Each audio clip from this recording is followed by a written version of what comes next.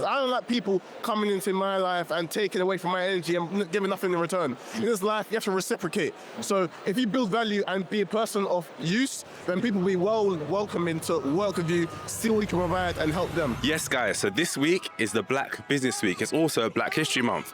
So it's only right that we come to the UK Black Business Show, the biggest conference in UK, I think in the whole of Europe as well.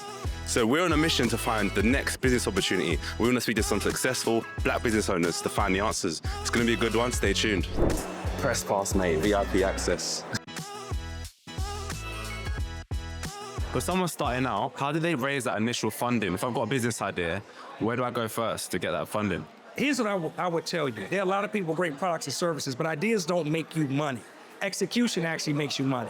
So think about, who do I want to serve? How can I serve them? And the amazing thing about now is that we can connect with the consumer direct. It's no middleman. Yeah. So for many of us, it's nothing stopping us from connecting with somebody directly through social media and saying, hey, what's the challenge? What's the problem? What's the issue they have? This is the product or service I have to overcome that. And this how I actually sell it to you through my Shopify site, through Amazon, through wherever I need to do in the market. Yeah, it's the best time, isn't it? So what would you say is the biggest opportunity for entrepreneurs just starting out now in terms of industries, and what would you do if you started out today? If I started out today, one of the things I would do is I would just think about what's the biggest gap around you. And a lot of times in our own communities, in our own age groups, in our own niches and industries, we know that they're a place where people aren't being served properly. And think about this too. One of my best favorite quotes is your product a vitamin or a painkiller? And if it's a vitamin, like vitamins here, we take them, but we're really, like if we don't take it, nothing happens. But when I'm in pain, I want a painkiller.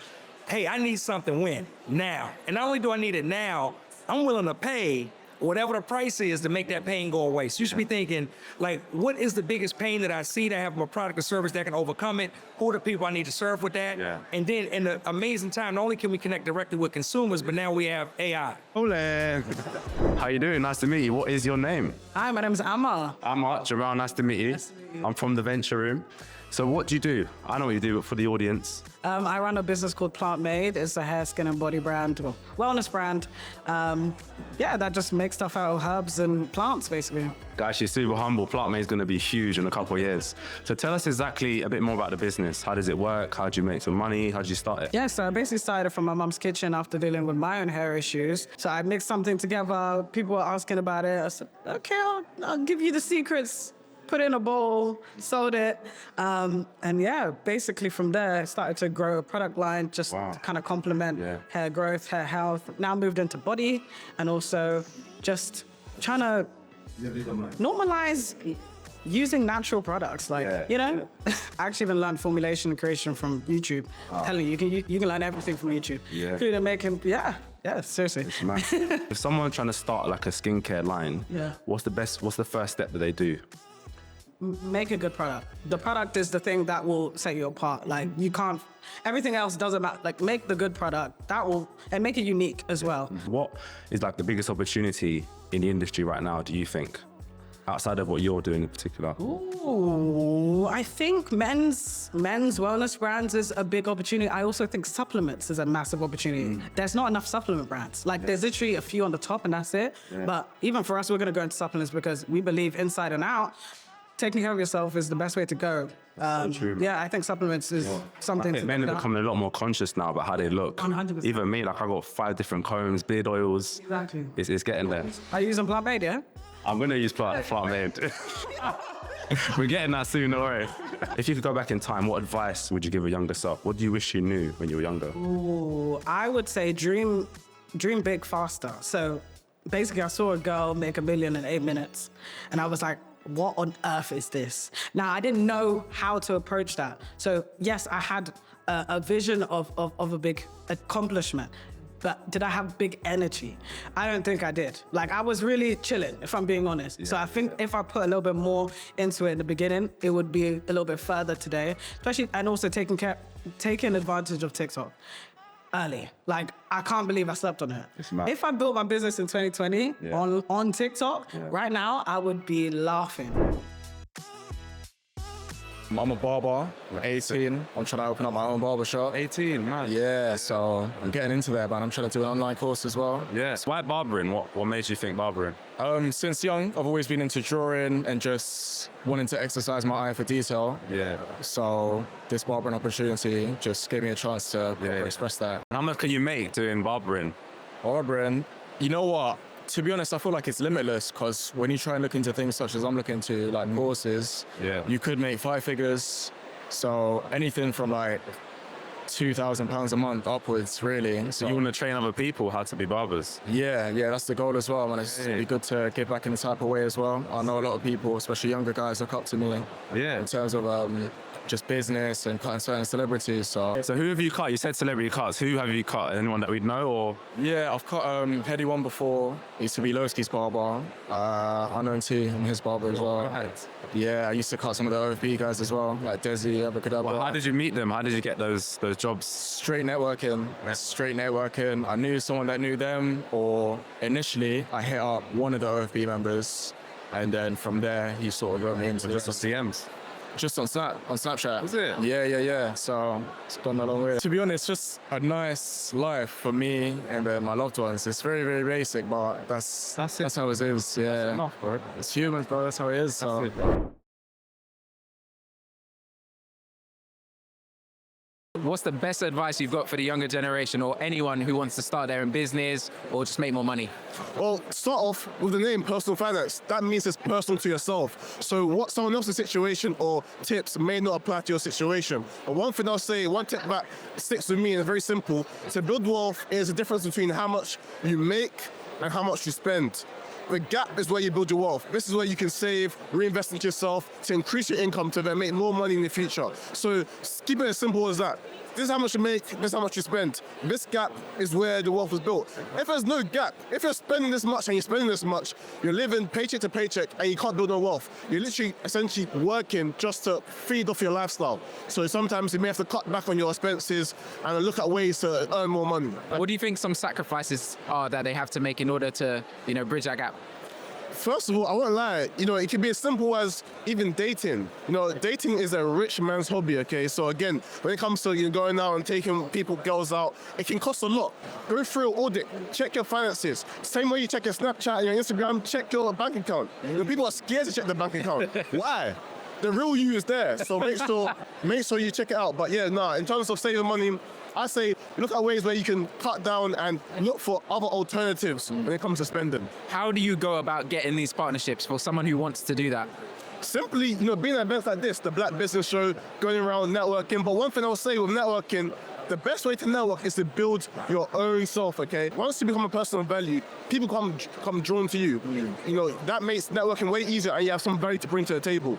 If you're a nobody and you have nothing to bring, then people may see you as a leech. And people don't like leeches. I don't like people coming into my life and taking away from my energy and giving nothing in return. In this life, you have to reciprocate. So if you build value and be a person of use, then people will be welcoming to work with you, see what you can provide and help them. One thing I'll say is the best tip to work in big companies is that simply, you only need to make friends with one person in that company and they can vouch for you and say, you know what, this is a good company you can work with. I work with BBC, HSBC, Savills. I don't know all the 3,000, 4,000 employees in these companies, but I know one person which I built a great relationship with, which can then come together and bring us in and then create a deal and we can work together. How's it going with the property stuff? Yeah, it's going well, man. Property wins in all seasons, you get what I'm trying to say, so enjoying it. This is the guru of property, by the way, so I've got a few questions for you. How does someone get started today in property? Say they haven't got loads of cash, they've got less than £10,000. How do I get started? There's a number of ways you can get started in property with less than £10,000 worth of cash. The first is collaborating with other people. You got friends, you got families, you got aunties, you got uncles that have got money. Collaborate with them. Well, you need education to be able to do that as well. The next is deal sourcing. You can find deals, you source them, you package them, and you sell them to investors that do have money, and then you can then use that money to invest. And finally, you can do rent to rent. You offer landlord solutions, you rent their property, and then you put it on Airbnb, Booking.com, and make money via service accommodation. What I'd say is follow trends, right? Look at what's being built. Look at where people are moving, where people can afford to move. See that before people actually start doing it. If you get there early, you'll win. Best financially. Probably the deal I'm closing on now. Yeah. So I'm buying a place for 340k, splitting it to 2 flats, and they should go on the market for about 300k each. I'm going to refinance somebody else. I'm going to keep them. I'm not actually going to sell them. I don't actually sell properties. Every property I've ever bought, I still own today. Education is key. Learn about what you want and what you want from property. I've got 2 kids, so I'm trying to build a portfolio so that I can give them something. Yeah, I love that, man. Property is all about time. The earlier you start, the better. Every investor that you know would have wished they started a year earlier. So start today. Just get ready to get going earlier. Just get ready. As soon as you step out of something, get ready for the next one. Don't waste too much time on pondering about life, because a lot of the time your mission is right in front of you and you waste time looking around and being distracted. I think a lot of the time people's pitfall is people. You know, you have to be more selective about people, whether it's friendships, relationships, even families sometimes. So you have to be so selective, because the company you keep affects a lot about what you do, what you think, you know, where you're going to go in life. So yeah, my mom always used to say, tell me who your friends are and I'll tell you who you are. Yeah. And that's kind of the advice that I give to myself and I give to everybody. You probably recognize her from The Apprentice, but I'm going to introduce her anyway. What's your name? What do you do? Bianca Millicole, serial award-winning entrepreneur, Sunday Times best-selling author, business mentor. That's an intro. It's so important to understand the value of consistency. So if you're building a personal brand, it has to be good online and offline. So how do you build a personal brand that illustrates the value you contribute to your community, the audience that you want to serve, and how you want to help them? And then think about how you sell as a result of that. Yeah. So we want to think about how you build that online presence that resonates with that audience. And then how do you offline do the work behind the scenes to then reach out to clients, to pull them in, to get their interest, and then create that value that way. And I think, unfortunately, I don't want to say the school systems let us down, but they are not nurturing the information that we need to succeed as entrepreneurs or just as career professionals when it comes to money. So not only do we want to make money, but how do we build that money into wealth, long-term wealth? How do we create legacy? How do we protect our wealth and so on? So really important things to know about. The bank is an institution. Their institution is based on safety. So they're deciding that actually it's more safe to give you money for a sofa than it is to give you for a business based on the probability of that business failing. So what we have to think about is how do we circumvent the reality of that business failing? We get support. We get mentoring, we get people who know what they're doing to help us on that journey. Now, if we then go back to the bank manager with more clarity over our business plan, let's be honest, some people go to the bank saying, hey, I want money, but their business plan is shocking. It's true, yeah. You know, you want to say, oh, the bank. Yeah. What's your plan investable? Yeah. Does the bank feel like it's going to get its money back? So we have to be able to be honest about the conversation, but go with the best information possible. Do you know what? Do you want me to be honest with you? Go. So I said I'm not doing fashion ever again because I had a fashion brand called Ferraducci like 10 years ago, 15 years ago, something like that, with my cousin and everyone. And then things happened and we didn't do it properly. And then after that, we literally, I started a network of people in fashion. So it was kind of a publication / agency. Then COVID came. So when COVID came, I said, oh, I've got some spare time. Let me just make some merchandise because I meet so much people. So I'm thinking, oh, let me just give this person a t-shirt and maybe that, do you know what I mean? Just have it. As soon as I done it, it just went, I don't even know what happened. It just went mad. It just literally just went mad throughout COVID. So I was like, oh, is this what I was supposed to do in the beginning then? So I was like, should have just told me to make a brand then. So I was like, okay, cool. So then that's when I started making the brand. At first it was just like merch. It was literally like just t-shirts, tracksuits, stuff like that. But then after a year, I said, you know what, I'm gonna take it serious and actually make pieces that I wanna wear out because there's like a lot of brands out there, but like I feel it's either very expensive or a bit cheap. So I always wanted to be like kind of in that contemporary like fashion brand sort of space. So that's why I make the pieces that I make. A lot of the things that I make is just like, they're items that you wear everywhere. Like you always just keep it in your wardrobe. So. Yeah. So what do you think the most important thing is when you're building a brand to, make sure it's successful over the long term? Because obviously you've done it before and you knew it didn't work out. What's some things that you implemented in this one that made it successful? So it did work out, the first one, it did work out and it was like actually the biggest streetwear brand in the UK before like all the streetwear brands that you know now, like it was the biggest, but it was the people in the business. Do you understand? We didn't have any experience of how to actually run a fashion business.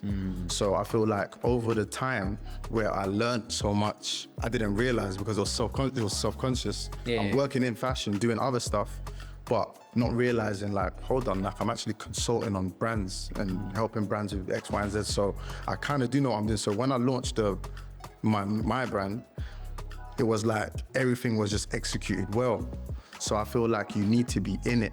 And I feel like that's what we're missing out on nowadays, is that people start in the fashion business and they think, oh yeah, I just want to make clothes.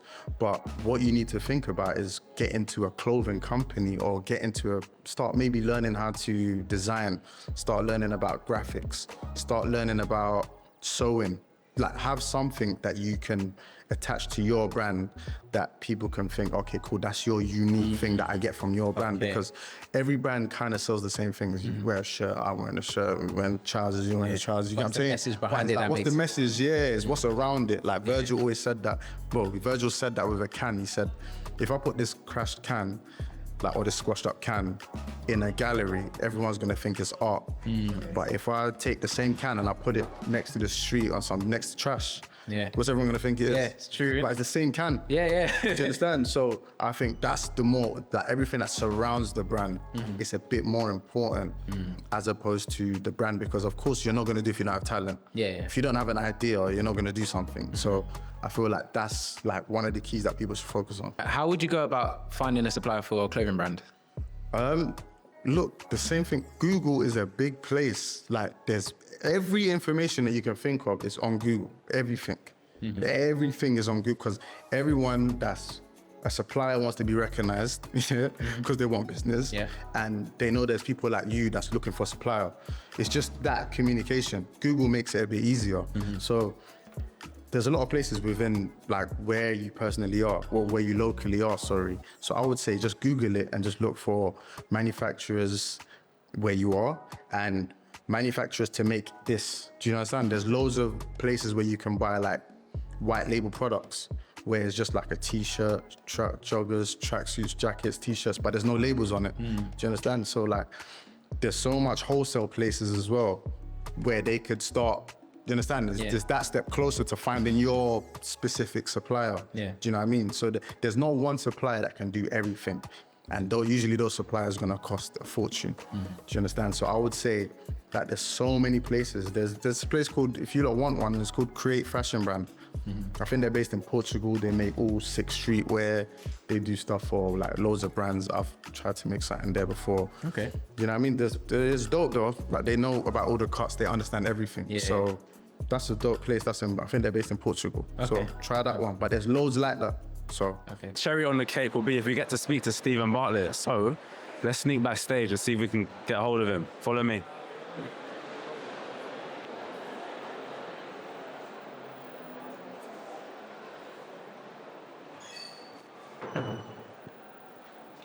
You could play this out, Stephen.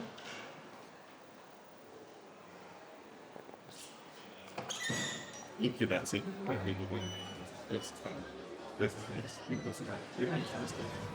don't know, maybe just cut here. What do you think?